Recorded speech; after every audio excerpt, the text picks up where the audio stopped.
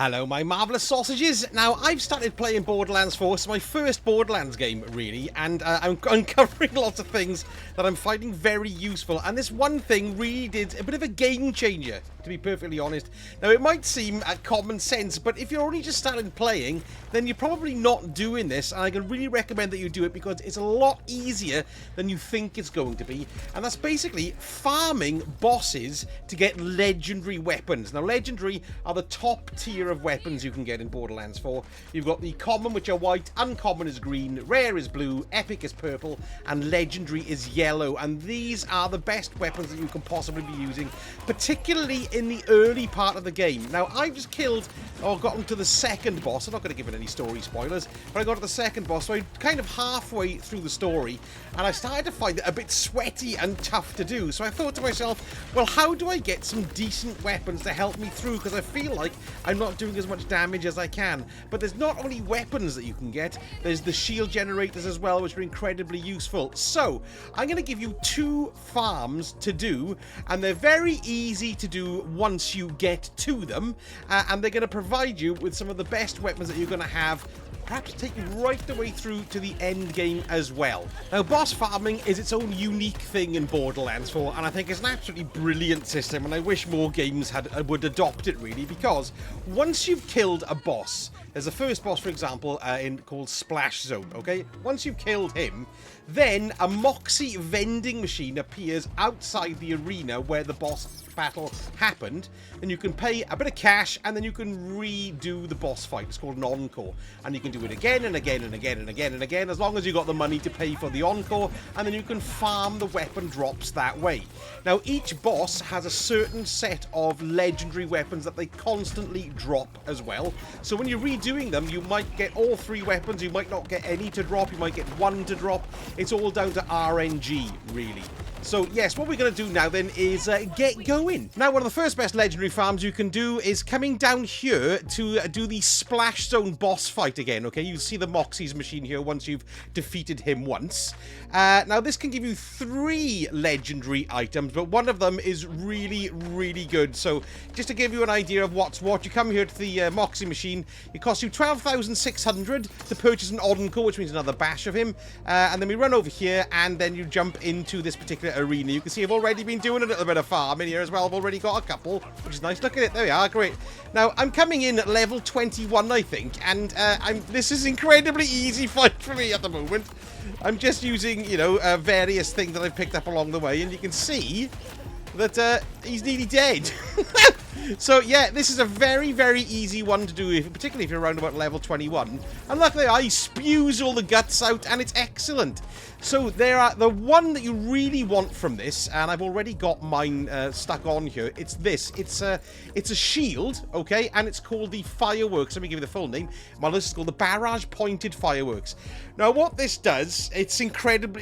This is so much better than anything that I've had up until this point. It's totally, it would have made some of the battles that I've been doing so far a lot easier in the story, because I haven't finished the story at this point. Remember, we're all early game here, and I'm a new player.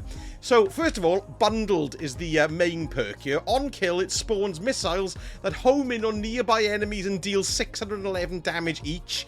That's nuts. The more enemies you kill, the more missiles you got filling the field. You got Spike when receiving melee damage while shield is active. 244 damage reflected back to the enemies. And then you got a missile swarm on armor segment break. Launches 3 missiles, each dealing 122 damage. And there's also 15% resistance against corrosive. So if you're not aware of it, but you can see this shield unit, look, has got segments, and they all charge up individually. So when I lose one of those segments, he's going to fire off 3 missiles. It's going to fire off missiles when I get a kill. It's going to do lots of things. Let's see if I can just kill this bloke and see some missiles getting fired off. Hello, you. Be an experiment for me. Hang on a minute. There we are, and nothing happened. Home in on nearby enemies. Right, I tell you what it was. I had no nearby enemies. Here we go, and there we go. There's the homing missiles. Look, they came straight out of him and shot corrosive missiles. That's brilliant. Yeah, that's great. something that you might not realise as well, of course, is that everything scales up with you. So you can see the one I initially picked up was a level 21 there on the left, and I had the bundled with it, which comes with every single one of these fireworks shields. But this one's got Spike when receiving melee damage while shield is active, 244 damage reflected back. The other one's got Spunky, which is grants up to 10% damage dealt, scaling with broken armor segments. Plus, it's got a higher amount of shield energy on it as well. And then it's got the missile swarm, which is the same. So we do have some interchangeable stuff in there. So bear that in mind. The more you farm it, it'll scale up with your level, and different perks will drop. You can see this one of them's got electrical resistance, and the other one's got corrosive resistance. So the scope in this game is immense for building. However, with us being early on in the game, I just pick up one of these and carry on until you feel like you need to come and farm again. So yes, anyway, yeah, so you can see I've got all the goodies here. Now the other two that it does drop that I haven't used very much. First one is this. It's called the lead balloon. It's a shotgun. Let's have a little look at this. I'm going to equip that here. Look. There we are, lovely, and we're going to take this in for another spin now. And for this one, we've got projectiles float upwards and spawn child projectiles upon exploding. Interesting. And it's got critical hits will ricochet projectiles to nearby enemies. That's a Jacob's licensed accessory. Some of these weapons come with accessories on them, which take traits from other manufacturers and place it on there. But that's a video in itself. And if you want me to do a video about guns and manufacturers and all that, I'm learning it all. I'm going to make a video and put that out, definitely. So yes, there we are. This is the, what's it called again? It's called the lead balloon. So the way this one works is you just shoot the projectiles at the floor, and then it bounces up in the air like that. Like they explode and they come raining down. So you can just do loads of just raining loads of. I got grenades raining down. I got mines. I got missiles raining down. Wow, that is very nice. Good lord, what amazing crowd control. I tell you what, right, if you haven't done this legendary farming yet, it's going to make your game so much more easier to play, because I've been struggling on the bosses and stuff, and I think this is going to make a massive difference as I'm going into the second half of the game. Excellent. Yeah, I like that weapon. That's good too. And don't forget as well, if you're worried about spending all your cash when you're doing these legendary farms, right, okay, it's like I said, it's going to cost this one 12 grand. Don't forget, right, that I'm going to purchase this again just to have another go. You can come and pick up all the weapons that you've got here, mark them as junk, and sell them immediately here at the vending machine. So this is going to be like a farm for cash as well, so don't worry about that. I wasn't really thinking straight. This is the way to do it. Let's kill this plum again. Yes, good. And there he goes again. Lovely. And what this is also doing, which is just twiggling, is making me kind of ruthless, because one of my main problems has been keeping all my junk. Do you keep all your stuff? I'm keeping way too much of it, look. So, because I'm getting a lot of, you're going to be getting a lot more legendary stuff, you can instantly make sure you sell all your greens and all your blues. There's no point in worrying about it, and then just be selective about your purples. So, I'm just going to pick up some stuff here now and see how much cash I can make back. We'll take that. Oh, see, like I can just take as junk straight away, which is excellent. So, we're just going to be doing all this. Just going to take it all as junk and flog it off. Right, my backpack's full, so I'm going to zip off over and flog it off. So, it costs 12 grand to go. How much is this getting me? If I sell my junk? That just got me 32 grand, so that got me another 2 goes farming him. So they're self-sustaining, and of course, yeah, you get rid of all the. You start understanding you have to be ruthless with your stuff. Now the last one here at Splash Zone, it's taken me ages for it to drop. I've been playing. Well, I say ages. What, about 45, 50 minutes, and I just got it to drop here. Now it's this. I'm quite excited about having a go with this one because it's really weird. But it's Borderlands 4, of course it is. Fantastic. It's called the Jelly Grenade, a vampiric grenade. So let me equip that as well, right? Okay, we're going to have a quick look at it now. And what it says is it's self-replicating, so I'll show you what that means in a moment. And I've got Bloodthirsty on it, is increased by 17%, grenade lifesteal. Oh, that's quite cool. And Ripper grenades teleport to their destination. So these grenades, look, you get 4 in a charge, which is quite nice. They recharge quite quickly. And when you hold it, you can kind of bat it towards the enemy. Like that, bonk, and then it hits them, and then it kind of duplicates itself. So it's not just one grenade, it's a few of them with one bung. So it can be pretty. I thought it was called Trumpeton then. Trumpet Thorn, oh no! Well, there we are. It's kicking the Trumpet Thorn's face in. There we are. Bugger off, Trumpet Thorn. Yeah, so they're pretty powerful, and that's a nice little grenade to use. So I would recommend farming for that one. Well, if you like grenades, really. Oh, yes, and if you're doing this Splash Zone farm, and you're finding it a bit of a pain in the ass to get back over there, you think, how can I jump to it from over there? You can run all the way around there, of course, but what I found the fastest way to get back over there is to just jump up on the boxes here, and then just float your way over. That's a hell of a lot easier, isn't it, than running around. In it makes things a lot quicker. You don't have to fire with those guys at the bottom there. And the second farm I want to show you in this video is here. Now, it's called Sludgemaw is the name of the monster type thing that you're going to be farming. But it isn't part of the main story quest. There's 2 side missions that you need to do. Well, they're kind of one through line of missions, really. Now, the first one is called Null and Void, which you'll find just south of the launch pad. And once you start that one and follow that one through, it'll lead you on then to a second mission called All Charged Up, where you're trying to charge and repair a reactor, okay? So once you completed those 2 side missions, the missions end up here, look, with the Sludgemaw battle, okay? So once you've done that, you'll unlock the Moxie machine, and then you'll be able to come in and you'll be able to farm the Sludgemaw battle. Now, the battle takes place, once you've done it, inside this big reactor place. So after you've completed it, you're going to have to make your way back in. You can just mark it with the pin and follow it through, and that'll take you in. But it's a little bit of a jog to get in there. Once you enter the building, you're going to activate the lift. That's going to take you up to the pool area. And then just keep on following the markers there. It's a shame you can't fast travel to these machines. That would have been very handy, wouldn't it? Yes, but I'm afraid you can't, so it's tough. So we'll just keep on going up this way and up through the stairs. You do these missions once and you can't really remember them, to be perfectly honest. Can you bugger the blokes? We'll just carry on without them. I don't care, really. Not too far off here now, I don't think. Up we go here and across this way.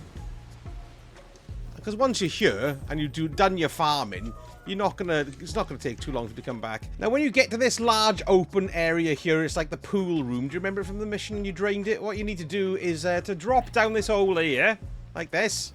Yes, let's drop down the hole. Ugh. And then we're not going to be far then from the old Moxie machine, if I can bloody remember where it is. There it is, look, straight in front of us. I'm a complete idiot. So that's how you get to it. You need to get to that pool room and just drop down into the center. And then you can start your scrap with the Sludgemaw again. Now, the battle itself, well, it's not too bad. It's a little bit irritating. Let's stick some cash in here and jump down. So you just jump through this little hole here and away to go. So what happens is it's one of those maw worms that sort of pops up. You'll see him sticking his fizzog up now. There you are. There's Sludgemaw. Now he goes down again. So what happens basically is that you can see that little lump there, and if you stand sort of roughly around where that lump is, or it gives you an indication of where they once were, then he'll just pop up, like there we are, you saw the skull of the radar pop up, and you just need to empty it into him, really. Now, I'm using shotguns to try and stick in as much damage as possible, but I don't know if you're aware, if you're a new player like me, but you do have a dash and a mid-air dash as well, which on the Xbox is B, it's the same as my crouch button or whatever. So you see that then? I can just do a little dash, and then I got a little charge up there. It's kind of like a stamina bar. So I can move and go poof like that, or I can jump in the air and go back in the air as well. So what I've been finding that I need to do is once the knob chops pops up like that, I jump back off, and then I hit him with everything that I've got. Like that, yes. So you just need to rinse and repeat that, really, and it depending on what your super is and which character that you're using. But it's not really a very... you know, it's a close-up battle more than anything else, and it can take a little bit of time. I found that using the ordnance was very useful. There, I like to see the ordnance giving him a nice kick in there. Make sure you check out your health as well, and you don't get too much of a kick in. If you're running out of ammo, there's ammo boxes all around the outside as well. My favorite thing that I've been using, and I don't know whether or not you picked this up as well. Sorry, I always press the wrong button to bring the menus up. Let me go to my inventory here just to show you. That was the jelly grenade, but I've been using this. I think it's this one. It's the Malawen. No, it's not that one. It's this one. It's the Impossible Hail Spike, and it spawns 3 Merv orbs on explosion and fires 2 projectiles at a time. Well, anyway, I found that very useful. Now, the worst thing about it, of course, is that he zips back down under the ground really quickly. So you've got to kind of try and dish the damage out as soon as you can, really. Watch now. So let me just give him... I like that auto machine gun that I've got there as well. They say electricity is a good thing as well. So if you've got electrical doodads, that might inflict a nice bit of damage as well. But let's see what we can do here. Let me get the big one out, right? So let me stick this down as well, because that gives me more of a shield. And there we go. I can dash back and go boom, boom, boom, boom, boom. Oh, I've got my shotgun out. Look, I haven't done it properly yet. I always do that. Let me get my my big one out again. There the eyes pop back up again. Look, and that one is great. Slow firing, but it doesn't have to hurt some damage. Hurt some damage. Dish out some damage, but of course it's slow firing, which means that old Sludgemaw face will zip back out underground. So you could have good battles that don't last as long as others, but generally it can take about 5 or 6 minutes per battle, really. Maybe 10. When you first play it, you're probably going, I can't do it. But I found myself getting into the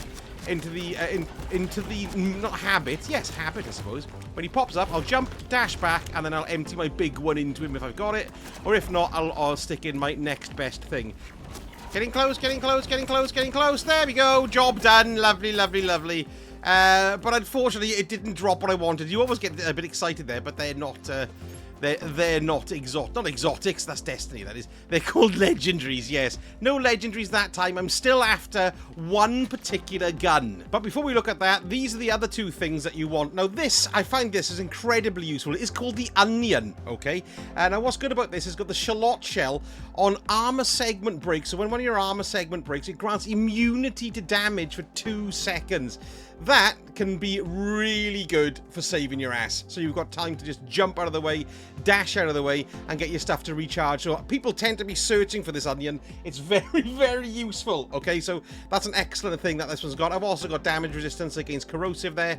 And this one's got heavy plating, grants up to 50% damage reduction scaling with broken armor segments. So that onion is fantastic. That's one of the things that you can get from this battle. Now the next one is this one. It's called Burt's Bees, right? And this is quite nifty because it shoots bees from its barrel, and I've got one that converts into a flamethrower as well. But I'm sure, I don't know whether or not that's part of every single one of these Burt's Bees, or this is just for mine, because of course they all have different roles, you know. And I had a Jacob's license accessory on that as well. Critical hits will ricochet projectiles to nearby enemies. And Hive Mind is just bees, as far as I can tell. Let me know in the comments if you know it does anything special, because I've yet to find it out and to see if it's valuable. I haven't taken it into any other activities apart from this Sludgemaw one yet, so I just want to see how it works out in the world. Now, I did have a bit of a surprise because I was waiting for the kickballer to drop, and I haven't had that drop yet. We'll have a little look at the gun itself in a moment, but I had this one drop as well, called the Hellwalker. This is a shotgun. It's got the Soothsayer perk on it, which means that it shoots things in like a pentagon shape, like that, and it shoots 10 of them as well. It is very good, and it was really helping me with the Maw battle as well, giving him a bit of a kick in. So yeah, that was an excellent one. I was surprised that that one dropped because it didn't seem to be in any of the loot pools anywhere, but it is. Now, the one I haven't managed to get to drop yet is the Kickballer. It's a shotgun. It's a Maloen one, and basically what it does is it fires bouncing projectiles, and when you hit a shot, it'll fire a second one for free. So what can happen is that it can multiply and multiply and multiply, and you can have loads and loads of projectiles bouncing all over the place. So it actually synergizes quite well with the Raffa build. You know, that's the soldier guy with the big guns on his shoulders. So I don't have one of those yet, so if you do get one of those, you can get one of those to drop from the Sludgemaw encounter. So let me know if you have one, and let me know if it's any good, and I'm very jealous if you have. So I've been farming those two things all day today, and I've had shed loads of money, I've had loads of guns, and it's going to stand me in better stead for when I'm streaming it tomorrow and want to carry on with the story. Let me know in the comments if you've got any other great farms that we can pass on, or any ideas for videos that I'd like to make, or any other tips that you got for us all. And if you're a veteran player and you've watched this, let me know if you have any other tips for any good farms, or any particular guns that we should be looking for reasonably early game, you know, in the first 2 areas. Anyway, folks, if you enjoyed the vid, don't forget, give me a like and subscribe, as that always helps the channel out, and I shall speak to you all again very soon. A sausage.